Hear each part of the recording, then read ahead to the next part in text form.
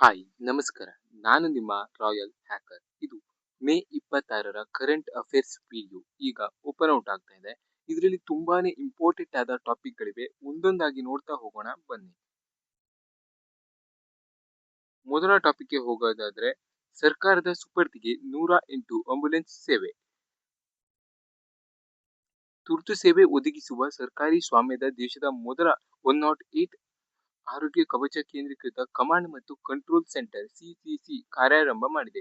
2008ರಿಂದ ಖಾಸಗಿ ಸಹಭಾಗಿತ್ವದಲ್ಲಿದ್ದ ಈ ಸೇವೆ ಇನ್ನು ಮುಂದೆ ಸರ್ಕಾರದ ಸುಪರ್ದಿಯಲ್ಲಿ ನಡೆಯಲಿದೆ. ಒಂದು ಕರೆ ನಮಗೆ, ತುರ್ತು ಸೇವೆ ನಿಮಗೆ ಎಂಬ ಘೋಷವಾಕ್ಯದೊಂದಿಗೆ ಆರಂಭಿಸಿರುವ ಸಿಸಿಸಿ ತಂತ್ರಜ್ಞಾನ ಆಧಾರಿತವಾಗಿದೆ. ಈ ಘೋಷವಾಕ್ಯನ ಸ್ವಲ್ಪ ನೆನ್ಪಿಟ್ಕೊಳ್ಳಿ, ಇದು ಸ್ವಲ್ಪ ಇಂಪಾರ್ಟೆಂಟ್ ಆಗ್ಬೋದು. ಯಾವುದ್ರದ್ದು ಅಂತ, ಒಂದು ಕರೆ ನಮಗೆ, ತುರ್ತು ಸೇವೆ ನಿಮಗೆ ಅನ್ನೋದು ಸ್ವಲ್ಪ ಇಂಪಾರ್ಟೆಂಟ್ ಆಗುತ್ತೆ. ಮತ್ತೆ ನೋಡೋದಾದ್ರೆ 24x7 3 ಪಾಳಿಗಳಲ್ಲಿ 50 ಸಿಬ್ಬಂದಿ ಕರ್ತವ್ಯ ನಿರ್ವಹಿಸಲಿದ್ದಾರೆ.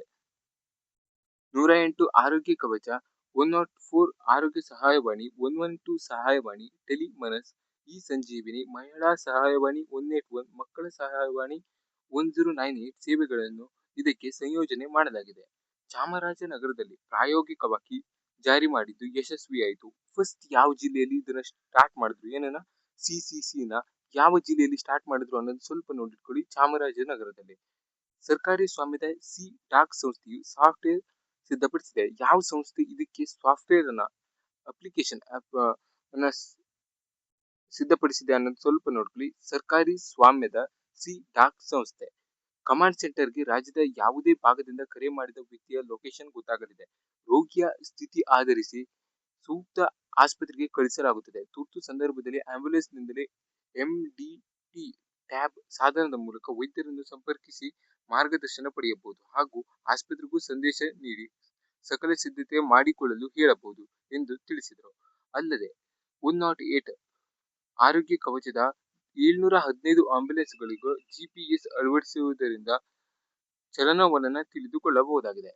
ಇದು ಸ್ವಲ್ಪ ಇಂಪಾರ್ಟೆಂಟ್ ಆದ ಟಾಪಿಕ್ ನೋಡಿ. ಇದರಲ್ಲಿ ಸುಮಾರು ಇಂಪಾರ್ಟೆಂಟ್ ಟಾಪಿಕ್ಸ್ ಇದಾವೆ, ಸ್ವಲ್ಪ ನೋಡಿಟ್ಕೊಳ್ಳಿ. ಇದೊಂದು ಸ್ವಲ್ಪ ನೋಡಿ. ಗೋಲ್ಡನ್ ಅವರ್ ಅಂದ್ರೆ ಏನು ಅನ್ನೋದನ್ನ ಸ್ವಲ್ಪ ನೋಡಿಟ್ಕೊಳ್ಳಿ. ಯಾವುದೇ ಒಂದು ಘಟನೆ ಸಂಭವಿಸಿದ 1 ಗಂಟೆಯೊಳಗೆ ಆತನಿಗೆ ಚಿಕಿತ್ಸೆ ದೊರೆತರೆ ಅದು ಗೋಲ್ಡನ್ ಅವರ್ ಆಗಿರುತ್ತೆ.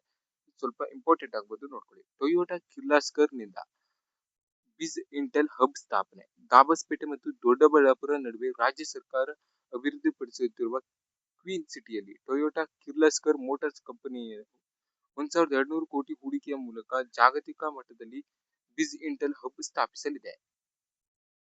ಮುಂದಿನ ಟಾಪಿಕ್ಗೆ ಹೋಗೋದಾದ್ರೆ ಲಕ್ಕುಂಡಿ 13 ಸಾಲುಗಳ ಶಾಸನ ಪತ್ತೆ.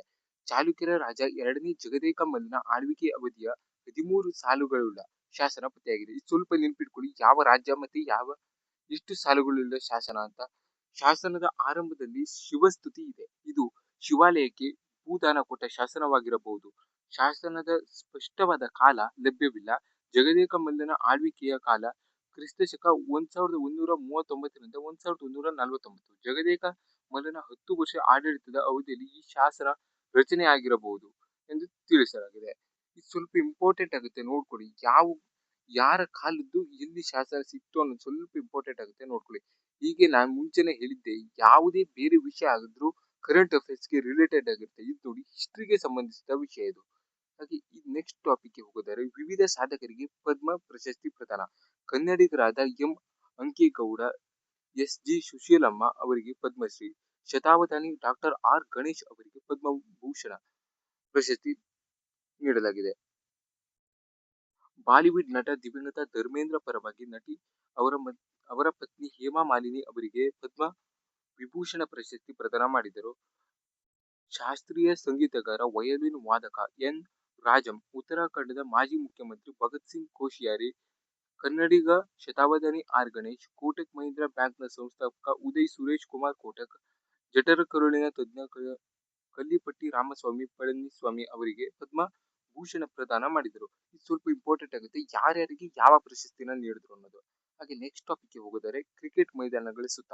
ನಮ್ಮ ರಾಜ್ಯದಲ್ಲಿ ನಿರ್ಮಾಣವಾಗಿದ್ದ ದೇಶದ 2ನೇ ಅತಿ ದೊಡ್ಡ ಕ್ರಿಕೆಟ್ ಸ್ಟೇಡಿಯಂ ಸೂರ್ಯನಗರದಲ್ಲಿ ಏನು ಸ್ಥಾಪನೆ ಆಗ್ತಾ ಇದೆ, ಇದು ನಿರ್ಮಾಣವಾದ ನಂತರ ನಮ್ಮ ದೇಶದ 2ನೇ ಅತಿ ದೊಡ್ಡ ಕ್ರಿಕೆಟ್ ಕ್ರೀಡಾಂಗಣ ಆಗಲಿದೆ. ಹಾಗಾದ್ರೆ ಮೊದಲನೇ ಸ್ಥಾನದಲ್ಲಿ ಈಗ ಯಾವುದಿದೆ ಅಂದ್ರೆ ನರೇಂದ್ರ ಮೋದಿ ಸ್ಟೇಡಿಯಂ, ಸ್ಥಳ ಅಹಮದಾಬಾದ್, ಗುಜರಾತ್. ಆಸನ ಸಾಮರ್ಥ್ಯ 1.32 ಲಕ್ಷ. ಹಾಗೆ ಈಗಿನ ಸಂದರ್ಭದಲ್ಲಿ ಯಾವುದು 2ನೇ ಸ್ಥಾನದಲ್ಲಿ ಇದೆ ಅಂದ್ರೆ ಈಡನ್ ಗಾರ್ಡನ್, ಸ್ಥಳ ಕೋಲ್ಕತ್ತಾ, ಪಶ್ಚಿಮ ಬಂಗಾಳ.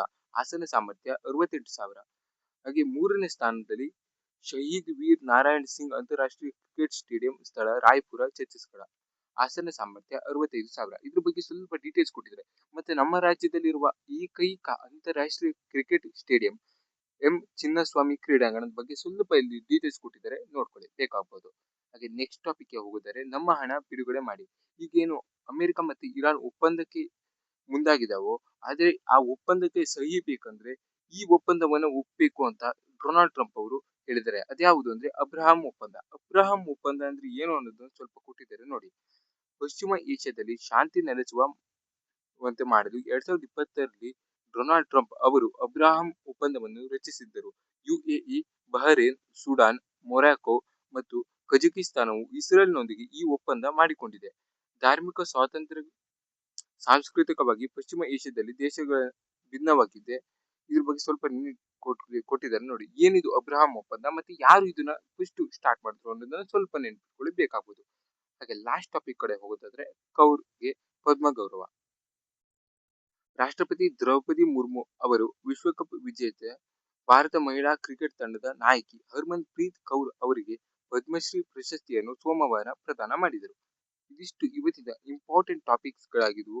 ಹಾಗೆ ಮುಂದಿನ ವಿಡಿಯೋದಲ್ಲಿ ಮತ್ತೆ ಸಿಗೋಣ. ಆದಷ್ಟು ನಿಮ್ಮ ಫ್ರೆಂಡ್ಸ್ ಗಳಿಗೆ ಈ ವಿಡಿಯೋನ ಶೇರ್ ಮಾಡಿ. ಮತ್ತೆ ಮಂತ್ ಎಂಡ್ ನಲ್ಲಿ ಈ ಮಂತ್ ನ ಟಾಪ್ 10 ಅಥವಾ ಅದಕ್ಕಿಂತ ಹೆಚ್ಚಿನ ಕ್ವಶನ್ ನಾನು ಕಮ್ಯುನಿಟಿ ಪೋಸ್ಟ್ ನಲ್ಲಿ ಹಾಕ್ತೇನೆ.